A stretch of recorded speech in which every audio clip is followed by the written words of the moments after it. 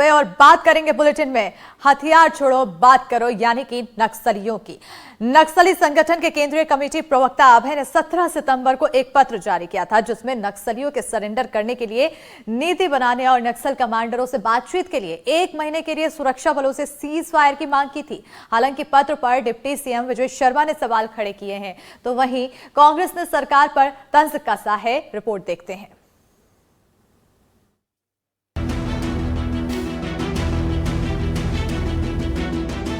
केंद्र और राज्य सरकार के चलाए जा रहे एंटी नक्सल अभियान ने नक्सलियों की कमर तोड़कर रख दी है। दरअसल केंद्र सरकार का मार्च 2026 तक भारत को नक्सल मुक्त बनाने का संकल्प है। इसी संकल्प को लेकर सुरक्षा बल आए दिन नक्सलियों के बड़े बड़े कमांडरों को ढेर कर रहे हैं। अब जवानों का ये एक्शन नक्सलियों को गिड़गिड़ाने पर मजबूर कर दिया है। तभी तो केंद्रीय कमेटी प्रवक्ता अभय ने 17 सितंबर को जो पत्र जारी किया था उसमें उन्होंने केंद्र से सीज फायर रोकने की मांग की थी ताकि हथियार छोड़ने के लिए वे अपने सीनियर नक्सली कॉमरेडों से सलाह मशविरा कर सकें। लेकिन नक्सलियों के इस पत्र पर केंद्र सरकार का कोई जवाब नहीं आया। उल्टे छत्तीसगढ़ के डिप्टी सीएम विजय शर्मा ने पत्र की प्रासंगिकता पर ही सवाल उठा दिया। विजय शर्मा का कहना है कि जो पहला पत्र आया था वो छत्तीसगढ़ में सक्रिय पोलित ब्यूरो मेंबर का है। दूसरा पत्र तेलंगाना के जूनियर कैडर का है, वो अलग मामला है, हमसे संबंधित नहीं है। लेकिन सवाल ये है कि नक्सली पहले आम लोगों की हत्या बंद करें और जहां जहां आईईडी लगाए गए हैं उसे तत्काल हटाएं। इसके बाद ही कोई बातचीत संभव होगी। मैं आपके माध्यम से और सारे ही मीडिया के माध्यम से उनसे पहली अपील करता हूं कि उनको सिविलियन किलिंग्स बंद करना चाहिए। कल परसों भी किया और उसके पहले भी किया। उनको आईडी हटा लिया ये कहना चाहिए। और अगर सब कुछ मिलकर तैयार है तो कोई बात हो सकती है, पहले ये तो करें भाई। एक तरफ गृह मंत्री अमित शाह के मार्च 2026 तक नक्सल मुक्त भारत अभियान को लेकर जवानों का जोश हाई है और इस दिशा में जवान आए दिन बड़े बड़े नक्सलियों को ढेर कर गृह मंत्री के संकल्प को साकार करने में जुटे हैं। लेकिन ऐसे समय में कांग्रेस प्रदेश अध्यक्ष दीपक बैज का बयान सुरक्षा बलों के मनोबल को तोड़ने जैसा है। देखिए, नक्सल संगठन को कमजोर आंकना मैं समझता हूँ कि सरकार की ओवर कॉन्फिडेंस है।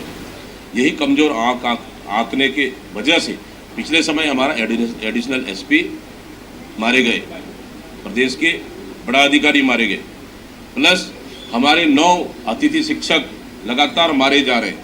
आज भी बस्तर में कई निर्दोष ग्रामीण मारे जा रहे हैं, कई निर्दोष आदिवासी मारे जा रहे हैं। इसलिए सरकार को मुझे लगता है कि ओवर कॉन्फिडेंस में नहीं रहना चाहिए। सुना आपने, दीपक बैज का कहना है कि नक्सलियों को कमजोर आंकना सरकार का ओवर कॉन्फिडेंस दिखाता है और इसी ओवर कॉन्फिडेंस के चक्कर में पिछले दिनों एक डीएसपी की नक्सलियों ने हत्या कर दी। इसके अलावा 9 अतिथि शिक्षकों को भी मार दिया गया। ऐसे बयानों से हमारे शूरवीरों का मनोबल टूटता है। कुछ मुद्दे ऐसे होते हैं जहां राजनीति की जरूरत नहीं होती, देश हित सर्वोपरि होता है। हथियार छोड़कर शांति वार्ता करने को लेकर माओवाद संगठन का पत्र और उस पर अब सरकार का बयान, इसका असर क्या होगा यह भविष्य में ही देखने को मिलेगा। लेकिन दोनों ही ओर से उठाए गए इस कदम को सकारात्मक संकेत के तौर पर जरूर देखा जा रहा है। रायपुर से कैमरा सहयोगी प्रवीण साहू के साथ नीलेश त्रिपाठी, एनडीटीवी। तो अब इस पत्र के बाद एक सकारात्मकता जरूर देखने को मिल रही है, पर फिर भी संदेह की स्थिति बनी है क्योंकि जो एक्शंस होते हैं नक्सलियों की तरफ से उसके बाद घबराहट की स्थिति बन जाती है।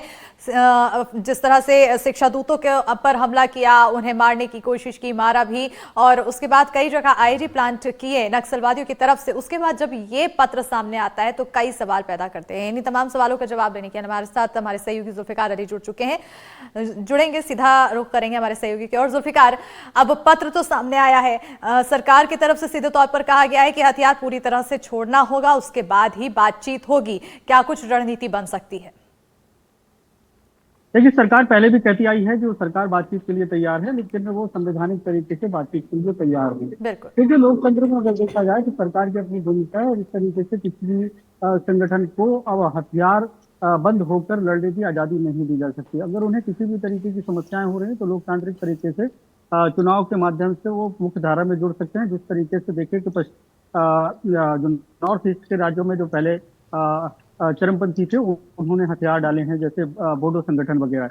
उन्होंने हथियार डालकर सरकार के साथ बातचीत को मुख्य धारा में। तो छत्तीसगढ़ समेत अगर दूसरे राज्यों में देखें जिस तरीके से माओवाद का जो बंदूक के रास्ते वो क्रांति लाना चाहते हैं, उससे कहीं भी शांति स्थापित नहीं हो सकती है।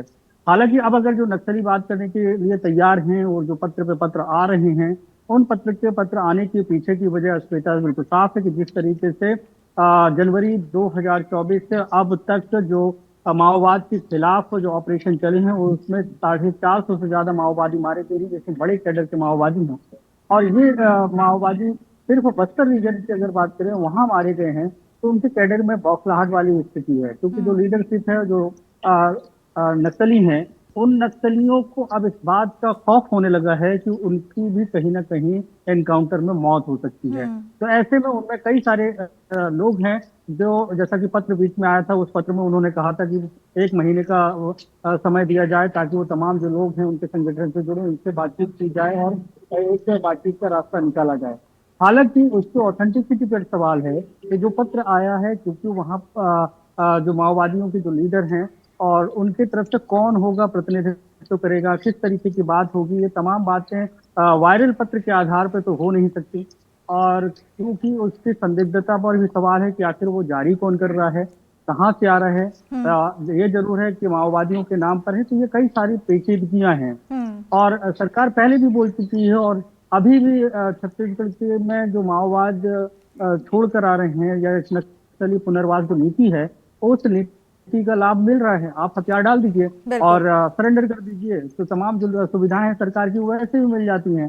तो जब सरेंडर का रास्ता है तो सभी लोग एक साथ सरेंडर कर सकते हैं और इसमें बातचीत वाला विषय जो है उसको भी शामिल किया जा सकता है। कई सारी पेचीदगियां जिसको लेकर बयान तो आ रहे हैं और उस पर क्या कार्रवाई होगी आने वाले वक्त में वो देखने का विषय होगा। बिल्कुल, अब क्या इस पर आगे होता है इस पर तो नजर बनी रहेगी। लेकिन देखने को यह भी मिला है कि पहले भी नक्सलियों की तरफ से हाथ बढ़ाया गया था बातचीत के लिए और उसके बाद हथियार छोड़ा नहीं गया। कई ऐसी गतिविधियां थी जो बिल्कुल भी सहने योग्य नहीं थी और अब एक बार फिर हाथ बढ़ाया गया है। फिलहाल कभी कभी ये भी सवाल बनता है कि क्या नक्सलियों में भी आपस में एकता नहीं है, क्योंकि एक तरफ हाथ बढ़ाने की बात कहते हैं, दूसरी तरफ हथियार उठा लेते हैं। तो अब देखना होगा, विवेचना करनी होगी कि आखिर इस पर क्या रुख सही बैठता है। बहरहाल बहुत शुक्रिया जुल्फिकार तमाम जानकारी देने के लिए।